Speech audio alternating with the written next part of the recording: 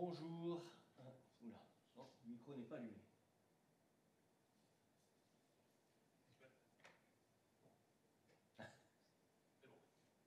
Non. Bonjour et bienvenue à notre rendez-vous quotidien pour la presse en ligne et en direct sur EBS. Nous sommes aujourd'hui le lundi 12 juillet. Johannes will kick us off with an announcement about how the Commission is using its matchmaking powers. Johannes, you have the floor. Thank you very much, Eric. Yes, today and tomorrow the Commission is hosting a matchmaking event to accelerate and upscale the development and production of COVID-19 therapeutics in the European Union. This event brings together over 250 participants throughout the entire value chain from 25 member states and other countries. With this matchmaking event, the Commission is delivering on implementing its strategy on COVID-19 therapeutics, which we adopted in May this year. And this event also follows the first successful edition, which took place in March, to expand COVID-19 vaccine production capacities and address production and supply chain bottlenecks. As always, you find more information in our daily news. Thank you. Thank you very much, Johannes.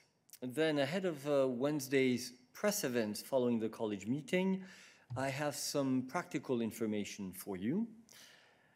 As we had announced when we reopened the press room, we will apply a system of prior registration for press conferences for which we expect that many of you will want to physically come to the press room. It will work on a first-come, first-served basis, and let me stress, it is mandatory. This Wednesday, 14th of July, we will thus ask you for prior registration if you want to attend the press events in person here in the Berlaymont. You will register for the whole day, not only for one press event. You will receive detailed information on how to register this afternoon. We will start gathering the registrations this afternoon and will close them tomorrow, Tuesday, at 5 p.m. Of course, if you prefer to connect to the press events remotely, you may do so as usual. Let me also remind you that I will be announcing the points on the agenda of this week's college meeting and Wednesday's press events tomorrow, as usual, after the meeting of the heads of cabinet has taken place. Puis j'ai encore une information pratique pour vous. Nombre d'entre vous m'ont demandé où trouver la liste des points prévus sur le site renouvelé du secrétariat général. C'est vrai que le lien avait changé. Je tiens à vous signaler que nous ajouterons dès aujourd'hui le lien à la liste des points prévus à la fin de notre Daily News afin de vous faciliter l'accès à ce document. Et avant de passer à vos questions, je vous rappelle que 2 réunions se tiennent aujourd'hui de l'autre côté de la rue. D'abord, le vice-président exécutif Valdis Dombrovskis et le commissaire Paolo Gentiloni représenteront la Commission lors de la réunion de l'Eurogroupe qui se tient aujourd'hui. La réunion discutera de la situation budgétaire dans la zone euro dans son ensemble, de l'union bancaire et d'un euro numérique. Les ministres échangeront sur la dimension internationale des politiques économiques et financières de la zone euro avec Janet Yellen, secrétaire au Trésor des États-Unis. Une conférence de presse avec le commissaire Gentiloni suivra la réunion ce soir. Et donc, merci de garder vos questions liées à l'agenda de la réunion de l'Eurogroupe pour cette conférence de presse. Deuxièmement, le haut représentant et vice-président Josep Borrell préside aujourd'hui le Conseil des Affaires étrangères. La vice-présidente exécutive Margrethe Vestager et la commissaire Jutta Urpilainen y participent également. Les principaux points à l'ordre du jour sont la géopolitique des nouvelles technologies numériques, la boussole stratégique ainsi que l'Éthiopie. Le Conseil discutera aussi les questions d'actualité, notamment l'Afghanistan, le Liban, la mission de formation de l'UE au Mozambique, le Bélarus et d'autres sujets d'actualité. Les ministres recevront le ministre israélien des Affaires étrangères, Yair Lapid, pour un échange de vues informel lors du déjeuner de travail. Le haut représentant vice-président Borrell tiendra une conférence de presse après la réunion vers 17h que vous pourrez suivre sur EBS. Veuillez noter que Peter Stano, notre porte-parole Affaires étrangères, est actuellement au Conseil et que Nabila et Anna sont absentes. Nous n'avons donc pas de porte-parole pour les affaires étrangères aujourd'hui. Je vous invite, comme d'habitude, à réserver vos questions sur les affaires étrangères pour la conférence de presse après le Conseil ou à contacter l'équipe des affaires étrangères en bilatéral. Voilà, avec ceci, nous pouvons passer à vos questions et je passe la parole à Igor. Yeah, hi, Eric. Igor Juric, Slovenian National Television. I know that Foreign Affairs Council will have a press conference, as you just mentioned, later on, but this is, let's say, a kind of urgent question. Can you confirm that Iranian Foreign Minister Zarif called Mr. Borrell because of the statements of Slovenian Prime Minister over the weekend? And maybe if you can confirm this call, can you, or do you have any comment regarding the statements of Slovenian Prime Minister? Thanks. Thank you, Igor. No, I'm afraid I cannot confirm the call that you mentioned. You will really have to speak to the Foreign Affairs press team on this, please. And no, we obviously have no comment to make on the statements that you refer to. So, is this on Foreign Affairs? No? Okay, go ahead. Hi, Dani Rovirosa, Spanish News Agency EFE. Actually, I have two questions. The first of one is if you have a reaction on the changes of the Spanish government, especially the fact that it's the government in Europe with more women.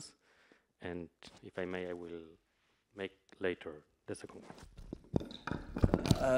No, I'm afraid we don't have comments on the composition of national governments. I take your word for what you say about the number of women in the government, and as you know, President von der Leyen has herself made great efforts in order to ensure parity within the College of Commissioners, so this is a trend that generally, of course, we entirely support.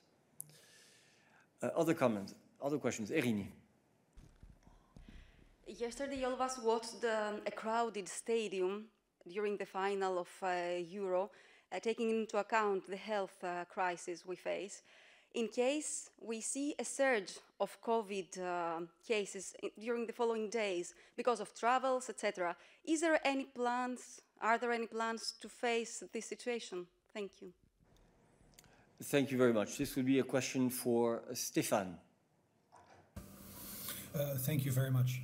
I think we've had already a couple of questions regarding UEFA and the organization of sports events, and I think we've made it very clear on numerous occasions that it's extremely important that member states follow the recommendations which are issued by the ECDC. For instance, the ECDC came up with recommendations also for this specific UEFA. This being said, the organization of events, sports events, is a member state competence, but again, it is very important that member states follow the many recommendations which are out there, and first of all that they continue with their vaccination campaigns. We have very often said vaccinate, vaccinate, vaccinate, and that's because it's really important. Vaccination is something that helps us to tackle the virus, but also to tackle the different variants. EMA has indicated, for instance, that the use of a double dose is still the best way to protect ourselves against these double variants. So we continue to pass these very important messages of vaccination, the more so now that a sufficient number of doses has been delivered to ensure that member states can go ahead with the 70% vaccination of the adult population. And to do so, Commissioner Kyriakides is also making a tour of several member states, helping these member states, seeing where the challenges are and see to what extent the Commission can offer further support so that we can continue this extremely important road towards vaccination of the European citizens. Thank you. Thank you very much. Are there other health-related questions for Stefan today? Please only keep your hand raised also in the virtual chat if it is on health. Tom, you have a question on health-related issue? No?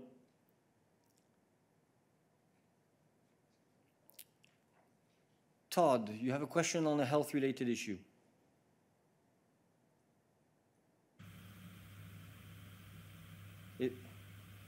Todd? It's on taxation. It's Yeah, not on health. okay. Then please, please help me manage this correctly. Now I have to deal with the press room physically and the virtual press room. So please only keep your hand raised if your question is on health.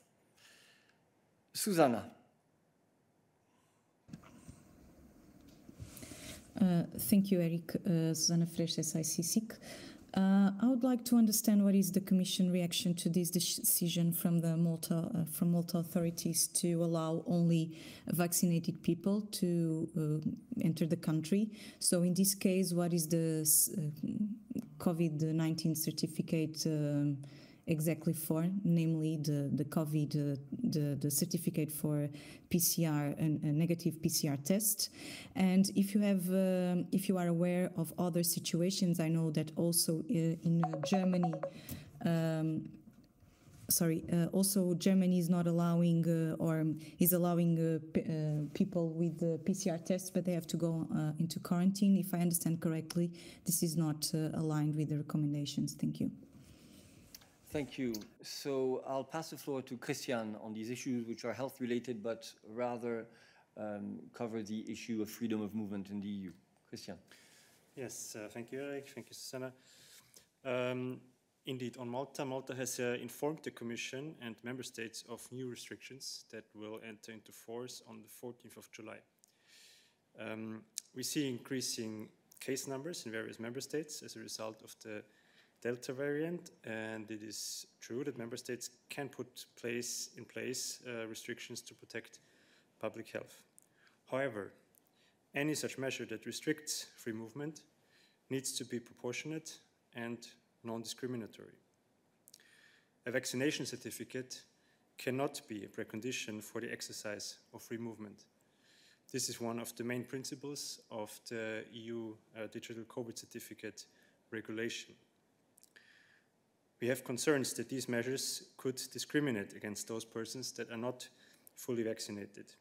We have therefore taken contact with Malta, asking for explanations of these measures, and we'll also raise this issue today in the Member State Coordination Meeting, the so-called IPCR.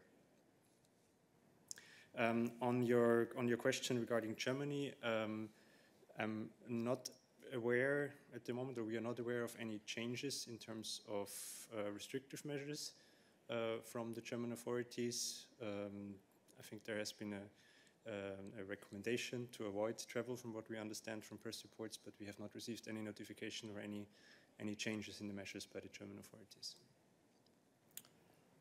Thank you. I pass the floor to Tom Weingartner, who apparently has a question on health-related issues. Tom. No? Sorry. So then, no. Are there other questions on health? Not on health. Then I go back to Tom Buell. Or Todd, sorry, Todd. Todd Buell, sorry. I'm wondering if you could say anything about, there was a media report today saying that the digital levy would be delayed until the autumn, and I was wondering if you could comment on that, or whether it's still planned to be unveiled on July 20th, and also could you maybe talk about what the message is of the Commission to Treasury Secretary Yellen about digital levy during meeting day? Thank you. Thank you very much. A question for Dan. Thanks very much, Eric, and thanks, Todd, for your question. Indeed, as you know, this weekend in Venice, the G20 endorsed an historic agreement to create a more stable, fairer international tax system, which addresses the tax challenges that arise from the digitalization of the economy. This was an extraordinary result after years and years of negotiations, and one for which the Commission has worked tirelessly. As I'm sure you know as well, the G20 called on the OECD G20 Inclusive Framework to swiftly address the remaining issues and to finalize the various design elements, together with a detailed implementation plan by October. Successfully concluding this process will require a final effort, a final push from all parties, and the Commission is committed to focusing on that effort. For this reason, we have decided to put on hold our work on a proposal for a digital levy as a new EU own resource during this period. Thank you. Thank you very much. Other questions on this for Dan? Tom, your question apparently is on something else, so I give the floor to Oliver.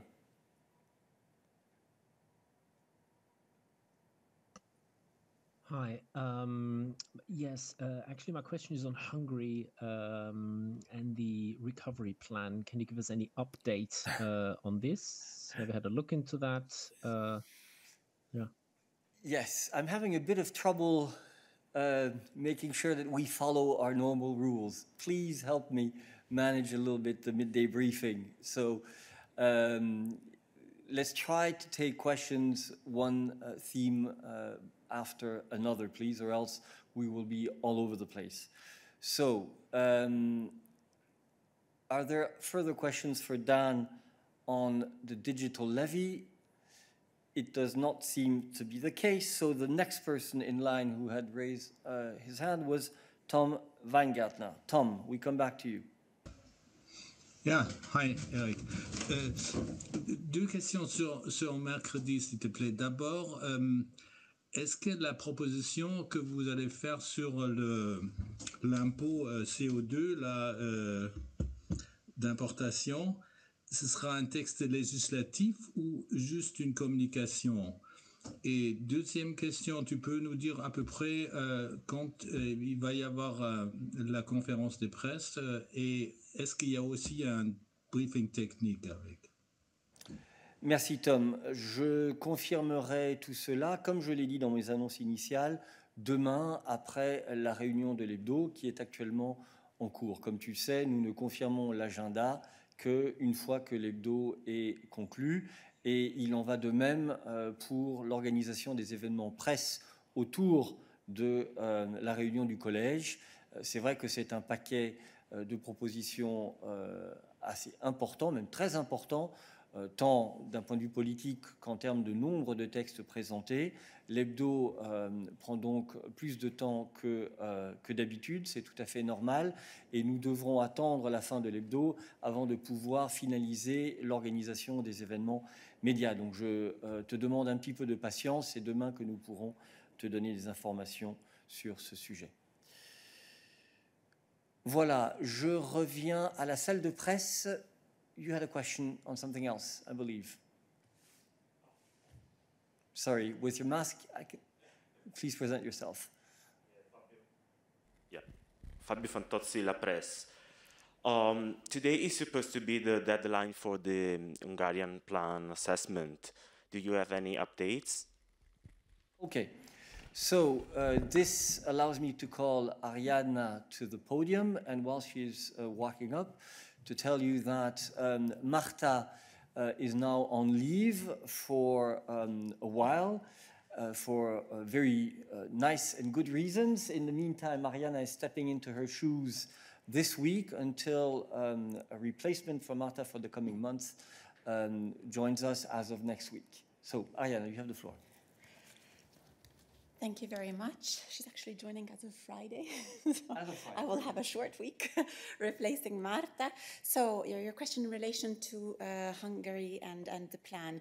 The Commission has not yet concluded its assessment of the Hungarian Recovery and Resilience Plan for a proposal for a Council implementing decision to the Council.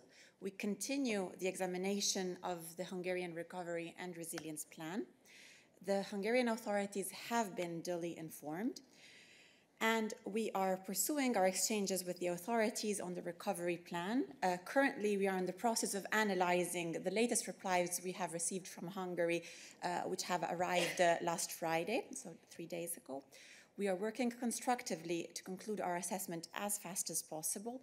Should our assessment require more weeks rather than days, we will propose to Hungary to agree on an extension of the 2 months deadline.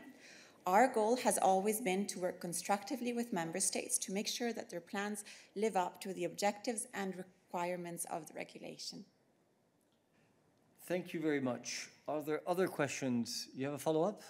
Yeah, go ahead. The extension, how long is it? Yeah. As I said, we are working constructively with the Hungarian authorities to conclude our assessment. Should it take more weeks rather than days, we will propose to Hungary to agree on an extension of the 2 months deadline, but at this time, this is the status, yes. I think the main point is that discussions are continuing, and that's what counts at this stage. Oliver. Merci. J'assume que vous avez bien vu la plus récente campagne de propagande du gouvernement hongrois avec les jolis petits emojis et aussi le slogan Bruxelles, est-ce qu'elle vous rend fou aussi? Je voudrais savoir si, à l'avis de la Commission européenne, ça en fait ça impacte les négociations constructives, comme tu avais dit, Ariana, ou ça vous embête pas du tout, et si vous voyez un certain lien entre, disons, les obstacles qu'il y a dans la autorisation du plan hongrois et cette nouvelle attaque propagandiste du gouvernement hongrois contre l'Union européenne et surtout la Commission européenne. Merci. Merci beaucoup, Oliver.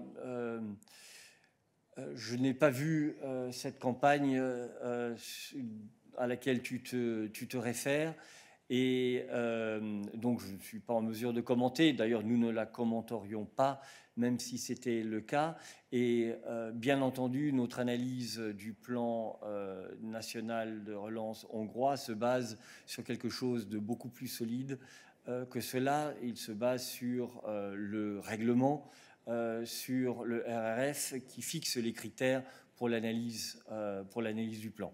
Donc voilà, comme d'habitude, nous restons concentrés sur notre sujet sans nous laisser distraire par quelques tentatives que ce soit.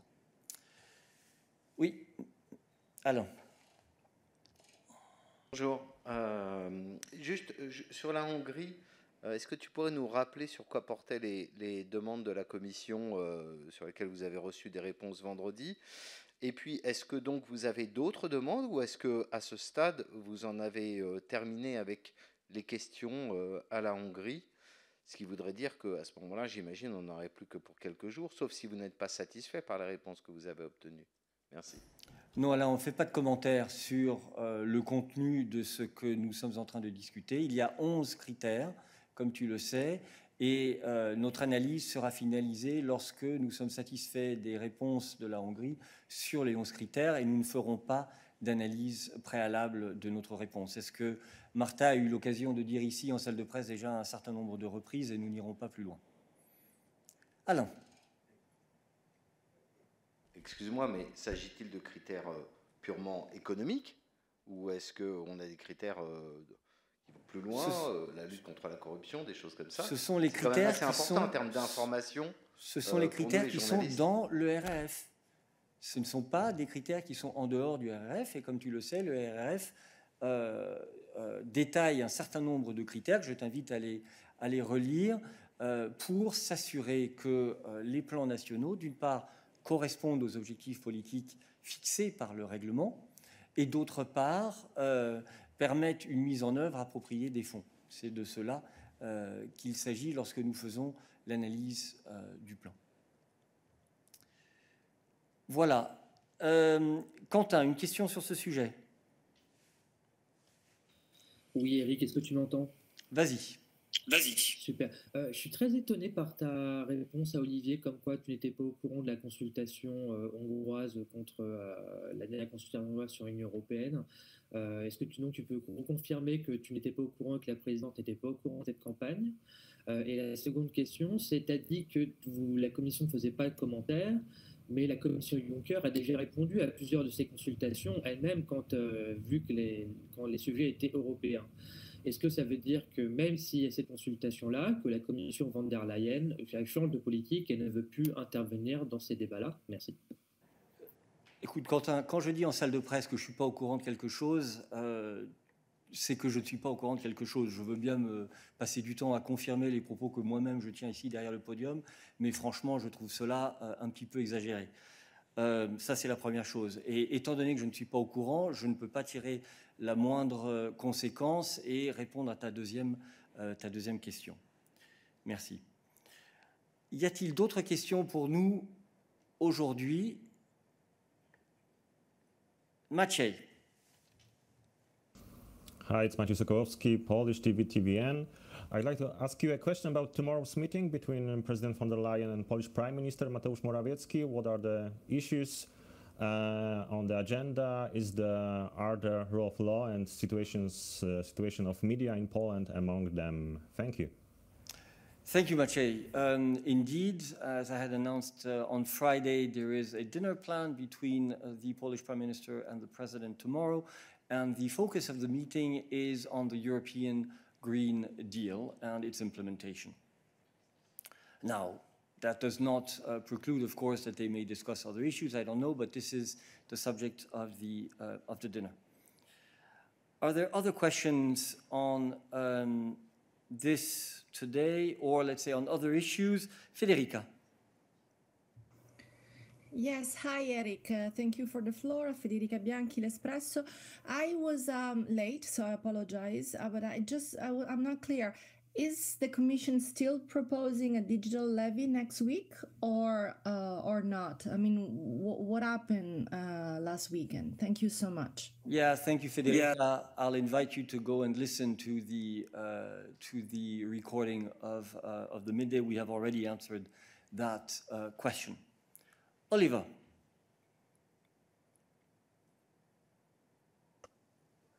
Yeah, sorry. Follow up on the dinner between the President and the Polish Prime Minister. You are aware that this week there will be an enormously important judicial decision taken in Poland that many observers actually qualify as the beginning of Polexit.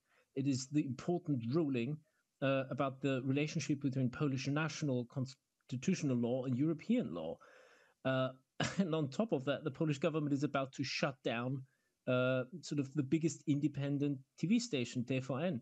So I'm very, very surprised, to say the least, that she only wants to talk about the Green Deal and saving the climate, as important as that might be, given these more pressing immediate issues. So could you please elaborate a bit on what the Commission thinks about these two matters?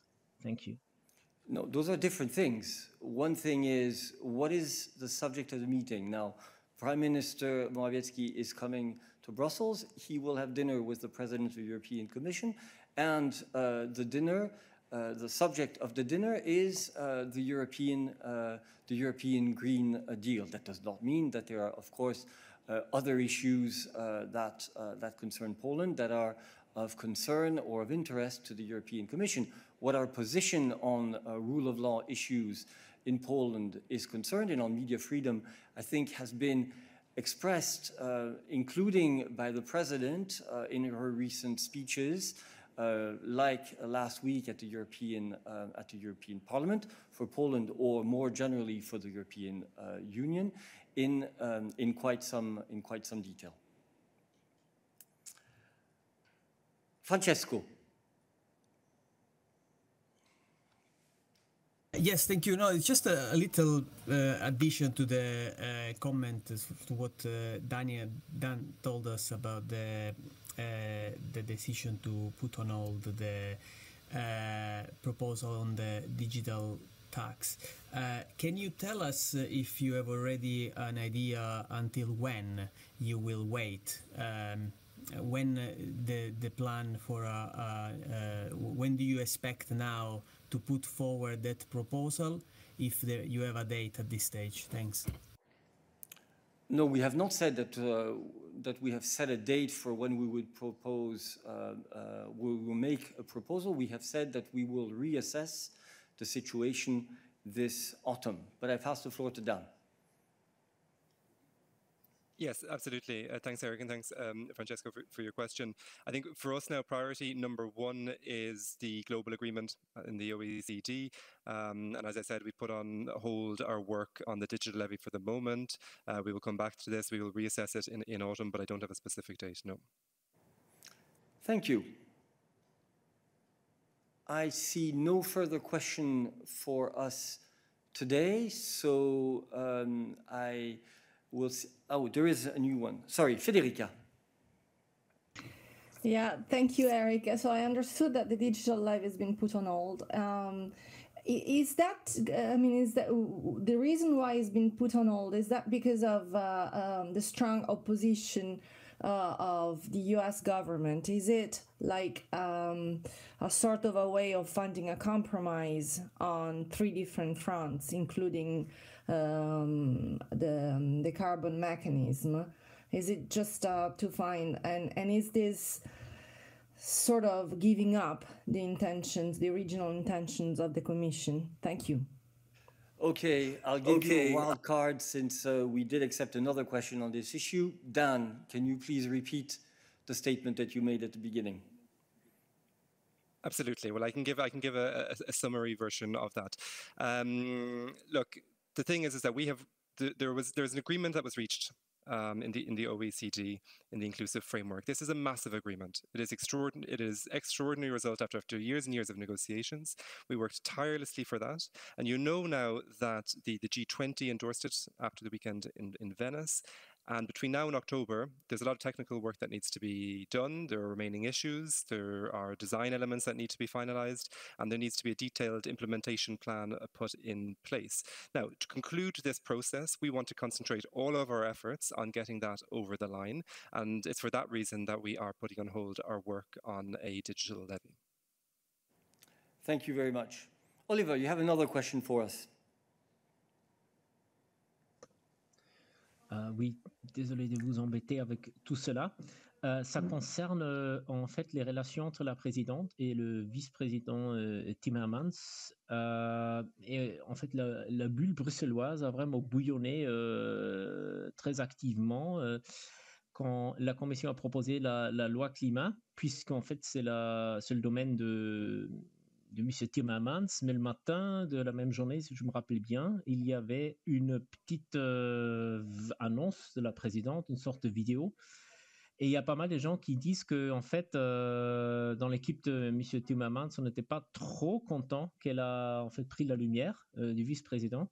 Donc, je voudrais bien savoir si vous êtes conscient du fait qu'autour de la Commission, on voit qu'il y a une certaine, comment dit-on, crispation, friction entre les deux. Et est-ce que vous envisagez, même, on va juste décider demain, après le hebdo, les provisions pour les médias, s'il y aura encore une fois une telle petite vidéo, press point, n'importe quoi le matin par la présidente, avant que le vice-président Timmermans présente en fait le projet de Fit for 55. Merci. Merci beaucoup, Oliver. Les relations entre la présidente von der Leyen et le vice-président exécutif Frans Timmermans sont excellentes. Ils se voient et ils se parlent extrêmement régulièrement, évidemment aussi en ce qui concerne la préparation de ce paquet. Comme je l'ai dit en introduction de ce midday briefing, les arrangements médias seront présentés demain ici en salle de presse et bien entendu tout cela se fera en bonne entente et tu me permettras de ne pas commenter sur les bouillonnements de la bulle bruxelloise et je terminerai en disant que bien entendu tu ne nous embêtes absolument pas avec tes questions quelles qu'elles soient. Alors David. Oui, merci Eric. C'est sur un autre sujet. Je ne sais pas si je peux poser la question. Je t'en prie. Je voulais savoir si la présidente a un commentaire par rapport au résultat du match de hier soir et si la Commission a une idée sur quelle est la maison where is the home of football? Thank you. Écoute, la présidente avait dit avant le match qu'elle soutenait l'équipe d'Italie et donc elle est bien entendu contente, très contente de ce résultat. En ce qui concerne la véritable demeure du football ou de quelque autre sport que ce soit d'ailleurs, je ne pense que c'est à chacun d'entre nous de répondre à cette question en notre âme et conscience. Il n'y a pas de position officielle de la Commission européenne sur ce sujet. En tant que Français, j'ai évidemment ma propre petite idée sur le sujet, mais je ne suis pas sûr qu'elle soit pertinente par rapport à nos débats ici. Voilà. Virginie, nous avons déjà répondu 2 fois à la question sur la taxe numérique, donc j'espère que ta question porte sur autre chose. Sinon, tu trouveras cela dans le enregistrement de notre midday où Dan te contactera en bilatéral. Mais je t'en prie. Ah, c'est sur autre chose. Alors, je t'en prie. Vous m'entendez là? Mais alors, peut-être que vous l'avez déjà évoqué, parce que je suis arrivée en retard, auquel cas j'ai regardé la vidéo. Non, c'est sur le plan de relance hongrois. Vous avez jusqu'à aujourd'hui pour le valider ou pas, à moins que Budapest demande une prolongation. Donc, je voulais savoir où on en était. Écoute, nous avons aussi déjà répondu à cette question et nous avons répondu que l'analyse du plan continue. Il n'y a pas de délai fixé pour le moment. Nous allons voir avec quelle rapidité nous sommes en mesure de conclure notre analyse et nos discussions avec les autorités hongroises. Mathieu. Oui, bonjour, puisque le sujet revient sur la table, je me demandais comment politiquement la Commission pouvait se rendre à Budapest avec l'évaluation du plan hongrois quand le gouvernement Orban mène une campagne, une consultation anti-Bruxelles. Comment politiquement c'est possible que vous alliez sur place alors que le gouvernement hongrois fait campagne contre l'Union européenne en même temps? Est-ce que c'est possible? D'une part, nous n'avons pas encore annoncé de mission en Hongrie, donc c'est une question spéculative. Mais deuxièmement, la présidente est en train de faire une série de voyages dans les États membres qui portent sur ce plan de relance. Et j'espère que tu conviendras avec moi que dans l'Union européenne, c'est le dialogue qui prime. C'est le fait de pouvoir expliquer quelles sont nos positions et la valeur ajoutée de l'Union européenne par rapport aux besoins des citoyens. Donc les missions que nous menons dans ces États visent à mettre en lumière l'apport de ce plan de relance et de Next Generation EU en général pour les citoyens. Ça n'a rien à voir avec les positions de tel ou tel gouvernement. Gabriela. Thank you very much, Gabriela Baczynska, Reuters. Could you please clarify or elaborate a bit more on what exactly is holding up the Commission's assessment? So which are the areas where you think there is more work that still needs to be done on the Hungarian plan? Thank you. Look, what can I say? I mean, we have answered that question, Gabriela, already a certain number of times. Marta, last week, again today, there are 11 criteria in the regulation. We are assessing the plans, all of the plans, on the basis of those 11 criteria, and we are not making public announcements on this or that criteria until the assessments have been definitively finalized. I know that there is a lot of interest. It's perfectly understandable, but please understand that we will not go into more details until the assessment is finished. Gabriela, you have a follow-up? Yes. So just to try to clarify then, are you saying that the Commission has question marks around all 11 criteria across the board, or is it just a few of them that are still imperfect in your mind? Thank you. Nice try, but I will not provide any specific details on this. Virginie. Oui, je suis désolée, mais Martha, la semaine dernière, nous avait bien dit que l'échéance pour l'approbation du plan de relance hongrois était le 12 juillet, c'est-à-dire aujourd'hui. Donc, peut-être que tu as répondu avant à cette question, mais dans la réponse que tu m'as faite, en tout cas, je n'ai pas compris. Donc, le 12 juillet, c'est aujourd'hui. Donc, tu me dis, on continue à négocier. Ça veut dire quoi? Ça veut dire que, donc, ça veut dire que Budapest a demandé un délai supplémentaire? Non. Ça veut dire que nous continuons à discuter. Il n'y a pas un besoin formel de la part de Budapest, comme tu dis, de demander un délai.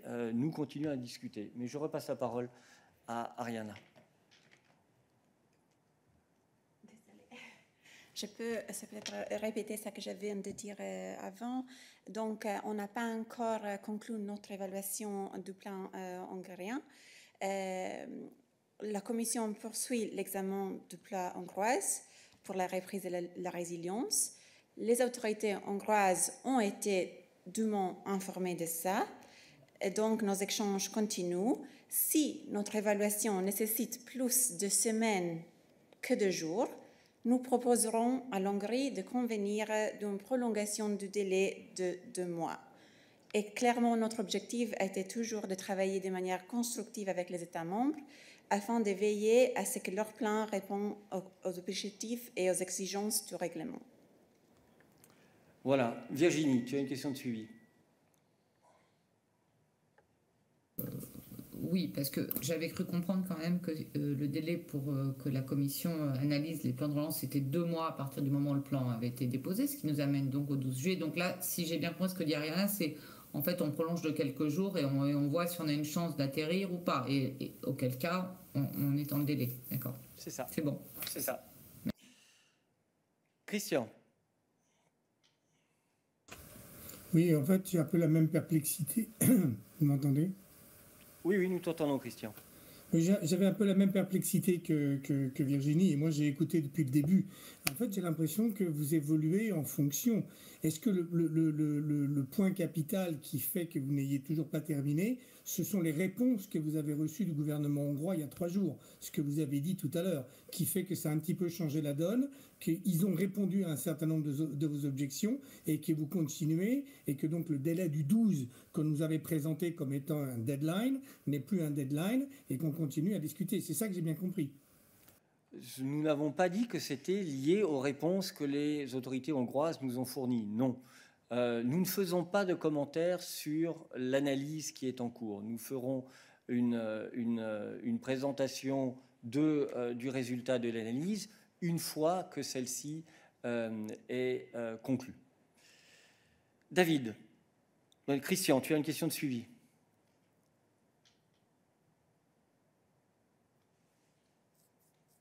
Hongrois. Excuse-moi, tous les autres ont présenté leur plan et c'est passé, c'est très très bien. Et eux, c'est pas lié aux réponses. Le deadline était le 12. Maintenant, on risque d'avoir. Ils n'ont rien demandé. Ils n'ont absolument fait aucune requête. Et tu me dis, bah oui, mais on continue. On a déjà connu ça dans l'Union européenne. Hein. C'est pas la première fois qu'il y a un pays qui pose un problème et on est très flexible. Alors dites-le, c'est de la flexibilité parce que là, on sort un peu des clous. Non, on ne sort pas des clous. Écoute, il est normal qu'il y ait entre la Commission et les autorités nationales un dialogue sur le plan, les mesures. La Commission peut venir avec des questions supplémentaires, les autorités nationales peuvent venir avec des réponses supplémentaires, etc. Mais tout ça, c'est un continuum. Ce ne sont pas des blocs qui sont indépendants les uns des autres nécessairement. Donc c'est pour ça que nous avons dit depuis le début que nous considérions l'analyse d'un plan dans son ensemble, dans son intégralité, et non pas par bloc que nous commenterions individuellement. Voilà, c'est simplement la situation dans laquelle nous nous situons. David. Oui, merci Eric. Vous pouvez au moins confirmer que les problèmes, ce sont les problèmes que le commissaire Gentiloni avait indiqué la semaine passée en conférence de presse, c'est-à-dire le mécanisme d'audit et contrôle, et les recommandations en termes d'état de droit, respect d'état de droit, qui ont été envoyés au gouvernement hongrois avec les Country Specific Recommendations 2019. Merci. Ariana. Merci David. Ce que je peux dire, c'est que, comme Eric vient de dire, on évalue tous les plans de tous les pays sur la base des 11 critères annoncés dans le règlement RRF. Les mêmes critères s'appliquent à tous les États membres et les 11 critères exigeant notamment d'évaluer si les mesures répondent aux country specific recommendations, aux recommandations pays pour pays, ou un sous-ensemble important de celles-ci.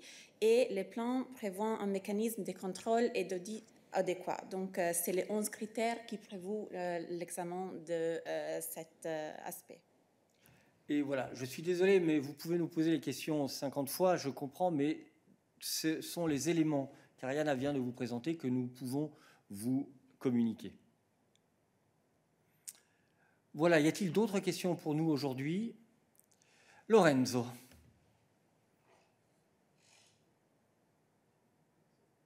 C'est concernant l'après Wembley. Il y a tous les gens qui vont revenir en Europe. Moi, je n'ai encore pas bien compris comment ça marche pour les gens qui sont résidents dans l'Union européenne, mais qui vient d'un pays qui n'est pas de l'Union européenne et qui donc n'a pas signé, n'est pas partie du certificat Covid.